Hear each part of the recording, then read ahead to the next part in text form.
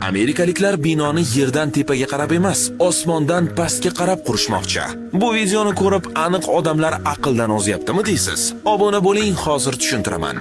Xullas, New Yorkdagi arxitektura firmalaridan biri Analemma deb nomlangan innovatsion osmono'par bino konsepsiyasini taklif qildi. Uning eng asosiy fishkasi, diqqat qiling, osmondagi asteroidga mahkamlanib, yerga tomon quriladigan bino.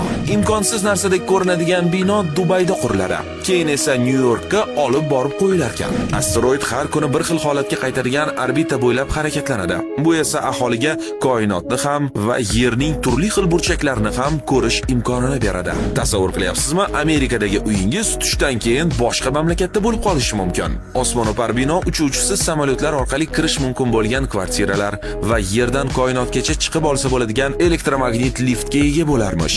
Bino uchun quvvat quyosh panellaridan, suv esa atrofdagi bulutlardan olinadi. G'oya yaxshi, ammo buning uchun yer orbitasida erkin uchib yuradigan asteroidni qayerdan olishadi? Qurilishni qanday qilishmoqchi?